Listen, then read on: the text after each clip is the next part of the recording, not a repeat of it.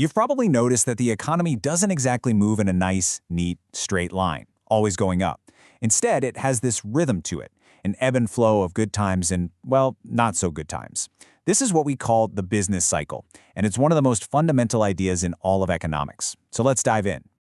I mean, we've all felt it, right? Sometimes jobs seem to be everywhere, businesses are expanding, and everyone's feeling optimistic. And then other times, things just feel slower, more uncertain. This isn't just random chance. It's the business cycle in action. And honestly, understanding it is the key to making sense of the entire economic world around you. So, what are we actually talking about here? Well, the official definition calls it the recurring, economy-wide fluctuation in economic activity. We measure it using big indicators like GDP, employment rates, and national income. But here's the most important part. Even though it's called a cycle, it's not perfectly predictable. You should think of it way more like the weather than like a clock. Maybe the best way to get your head around the business cycle is to think of it like the 4 seasons of the year.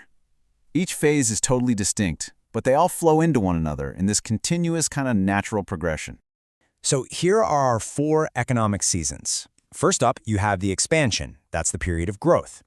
That growth eventually hits its highest point, which we call the peak.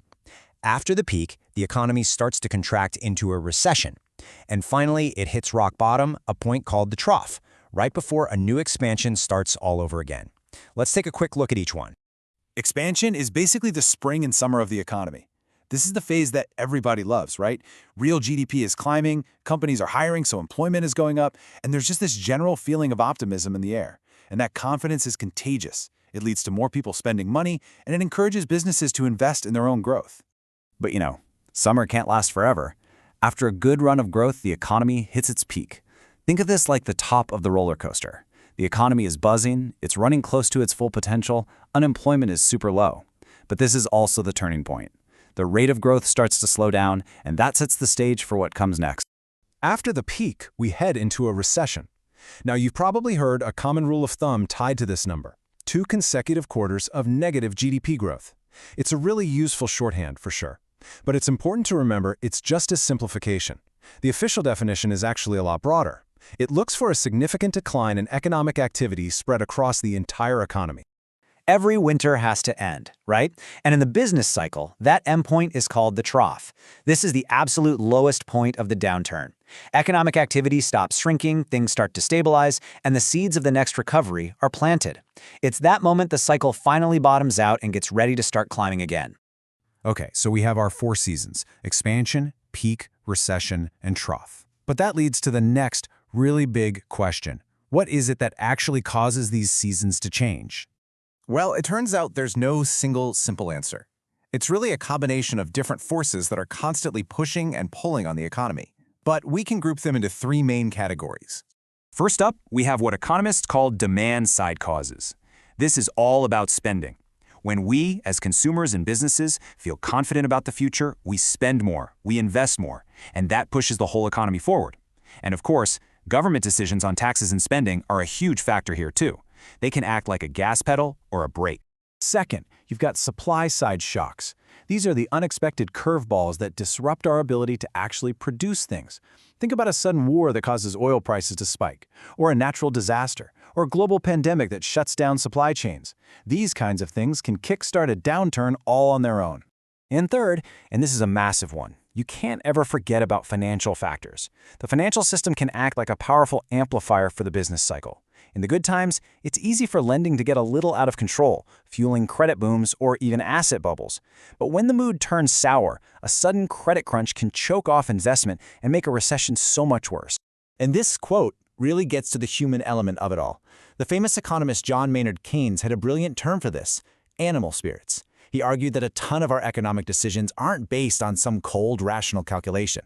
No, they're driven by these waves of pure optimism and pessimism, what he called a spontaneous urge to action. And this human psychology is a really powerful and totally unpredictable driver of the cycle. So, given how disruptive and painful recessions can be, it's probably no surprise that governments and central banks don't just sit on the sidelines and watch this happen. They actively try to manage the cycle and, smooth out the bumps a little. And to do that, they have 2 main toolkits they can reach for. On one hand, you have fiscal policy, which is the government's job. And on the other, you've got monetary policy. and that's the domain of a country's central bank, like the Federal Reserve here in the US. So let's quickly break down how they work. Fiscal policy. Again, that's the government. They pull the levers of taxes and government spending. So in a recession, they might cut taxes to give you more money to spend, or they might increase spending on things like infrastructure to create jobs. Monetary policy. That's the central bank. They use tools like interest rates to make borrowing cheaper or more expensive. To fight a recession, they'll almost always lower rates to encourage people and businesses to borrow and spend. Now, what's really interesting is that some of these stabilizers are just built right into the system. They work on autopilot. We call them automatic stabilizers. Think about it. During a recession, more people unfortunately lose their jobs, so more people automatically start receiving unemployment benefits. That helps them keep spending. At the same time, with a progressive tax system, as people's incomes fall, their tax bills automatically go down too. These things provide an immediate cushion without anyone needing to pass a new law. So, we understand the cycle, what causes it, and the tools we have to manage it. But let's bring it all home. Why does this economic rhythm actually matter so much in our day-to-day lives? I mean, this is the million-dollar question, isn't it? If we know how it all works, why can't we just engineer a world of smooth, steady growth? Why can't we just eliminate recessions for good? The short answer is, we can't. Those external shocks, the pandemics, the wars, they're always going to happen. And those animal spirits, that unpredictable wave of human optimism and pessimism, that's not going anywhere either. So the goal can't be to eliminate the cycle, because that's frankly impossible. The real goal is to manage it, to try and make the good times last longer, and to make the recessions as short and as shallow as they can possibly be. And this chart shows you exactly why that management is so critical. Recessions aren't just abstract numbers, they have a very real, very painful human cost. And that cost is not shared equally.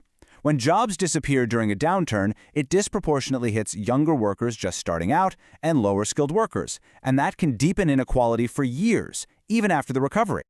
So, we're left with this. The rhythm of the economy, the business cycle, it is an inevitable part of our world.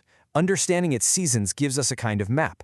But it also leaves us with a really important challenge. Knowing that winter is always coming, eventually, what can we do, as individuals, as companies, and as a society, to better prepare ourselves for that next turn?